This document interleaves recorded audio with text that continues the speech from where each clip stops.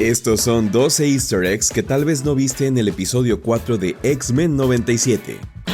Número 1.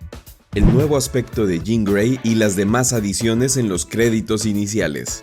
Tal y como lo mencionamos en el video anterior, los créditos iniciales de X-Men 97 han ido cambiando a medida que avanza la serie, y al parecer con el episodio de esta semana no fue la excepción. En primer lugar tenemos la presentación de Jean Grey, la cual por su aspecto diferente se dio a entender que en los episodios anteriores era representada por su clon Madelyne Pryor. Posteriormente tenemos la escena de Jubilee salvando a Longshot de Mojo y la de Polaris sosteniendo Havoc después del altercado de los X-Men y los X-Factor, las cuales individualmente son recreaciones de los episodios 10 y 11 de la temporada 3. Por último vemos la escena del Profesor X mientras es excluido mentalmente por Emma Frost, la cual es una referencia al episodio 15 de la temporada antes mencionada. Número 2. El juguete de Longshot. Después de haber escuchado la negativa de Magneto de no disfrutar su cumpleaños como ella lo deseaba, Jubilee se dirigió a su cuarto con Roberto da Costa para hablar de dicho asunto injustificado. Sin embargo, al descubrir una consola de videojuegos que no era de su conocimiento, vemos que a un lado se encuentra un juguete de Longshot, un personaje que apareció esporádicamente en la serie original y que al igual que Jubilee en este episodio, protagonizó una de las operaciones de Mojo, con la diferencia de que su labor fue en un programa de televisión en lugar de un videojuego. Número 3. El pasado de Mojo con los X-Men. Tras descubrir ligeramente que se encontraban en un videojuego basado en los recuerdos de Jubilee, esta última y Roberto da Costa son interrumpidos por su autor intelectual Mojo, quien antes de confirmar las sospechas de nuestros protagonistas, expone una escena de Wolverine enfrentándose a robots que se hacían pasar por diferentes personajes de la serie original, la cual evidentemente es una referencia al episodio de la misma, donde el villano secuestró a varios miembros de los X-Men para usarlos en un programa de televisión de la misma manera que lo hizo con Longshot. Número 4. La mutante y artista musical Dazzler. Además del flashback de Wolverine, otra referencia importante dentro de la interrupción de Mojo fue la mención que hizo con respecto a la artista mutante Dazzler, quien de acuerdo con el villano había sido una opción en su videojuego antes de elegir a Jubilee, pero que terminó siendo descartada debido a que tenía un concierto en puerta. Si bien esto último podría ser una simple referencia del personaje, también es posible que alimente a uno de los más grandes rumores de Deadpool en Wolverine, el cual menciona que Taylor Swift podría aparecer en la cinta interpretando a Dazzler. Número 5. El videojuego arcade de los X-Men de 1992. Una vez que Jubilee y Roberto da Costa se adentran oficialmente al videojuego de Mojo, vemos que en ciertos momentos toman un aspecto basado en un juego de desplazamiento de 16 bits. Dicho aspecto evidentemente es una referencia al arcade de los X-Men que fue creado por Konami en 1992, mismo que además de extraer diseños de los cómics de los 80, también aprovechó elementos de Pride of the X-Men, el piloto fallido que originalmente iba a presentar a los mutantes en su propia serie animada. Número 6. El anuncio de los mutantes perseguidos. Siguiendo con lo comentado en el puesto anterior, mientras Jubilee y Roberto se dirigen a su primer escenario del videojuego, vemos que la cámara del mismo recorre una pared donde se encuentra un cartel que busca a varios mutantes. Este último claramente es una referencia al cómic de Días del Futuro Pasado, una historia donde Kitty Pryde fue enviada al futuro para conocer la oscura distopía en la que los mutantes estaban siendo perseguidos y asesinados. Como es sabido por muchos, este argumento ya fue adaptado tanto en la serie original como en la pantalla grande, aunque a diferencia de Kitty Pryde, estas adaptaciones tuvieron a Bishop y Wolverine como sus respectivos viajeros del tiempo. Número 7. El regreso de Sauron.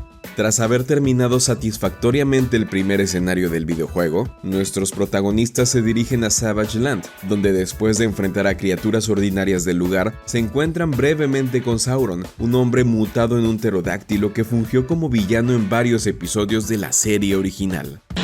Número 8. La versión adulta de Jubilee.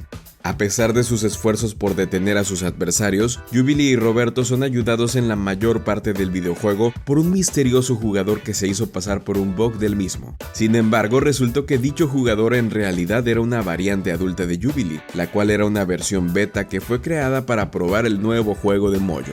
Esta versión evidentemente proviene de los cómics y es conocida como Abscissa, quien a diferencia de la serie, cuenta con una historia más trágica debido a que fue mantenida como una esclava de Mojo para que que éste no destruyera su ciclo universal. Desafortunadamente, el secuestro de su contraparte original terminó por cumplir lo que tanto temía, pues la negación de esta de no convertirse en esclava de Mojo provocó una paradoja temporal que acabaría por eliminarla de la existencia. Como dato adicional de su versión en la serie, cabe mencionar que Abscissa fue interpretada originalmente por la actriz Alison Court, quien fue conocida por prestarle voz a Jubilee en la serie original. Número 9. La máquina arcade de X-Men 97. Tras haber conocido a la variante de Jubilee, nuestros protagonistas se preparan junto a ella para finalmente detener a Mojo, quien los sorprende al salir de una peculiar máquina arcade que se encontraba en el lugar. Por difícil que parezca, esta máquina no es una referencia común y corriente de la serie, sino un dispositivo que incluso se puede adquirir en la vida real. Dicho artefacto evidentemente salió a la venta por el lanzamiento del nuevo Revival y cuenta con un catálogo de 8 juegos que van desde títulos propios de los X-Men hasta algunos de la popular franquicia de Marvel vs. Capcom. Número 10. El equipo clásico de X-Factor y el villano Bastion. Una vez que Jubilee y Roberto da Costa lograron escapar de las amenazas de Mojo, el episodio nos dirige a su segunda historia conocida como Life Debt, la cual por lo visto en el final del episodio 3 evidentemente abordó el trabajo de Forge para ayudar a Tormenta a recuperar sus poderes. Mientras estos últimos se dirigen al laboratorio para realizar las primeras pruebas de recuperación, vemos que Tormenta observa poco a poco las fotografías del pasado de Forge, y entre ellas se puede apreciar un par de referencias a la serie original y a los cómics de los X-Men. En primer lugar tenemos la imagen de los X-Factor, el equipo de héroes mutantes autorizados por el gobierno que apareció en varios episodios de la serie original. Por otro lado tenemos a la que aparentemente muestra de forma parcial al villano Bastion, una especie de centinela viviente que en los cómics fungió como el principal antagonista de los X-Men a finales de los 90. Número 11.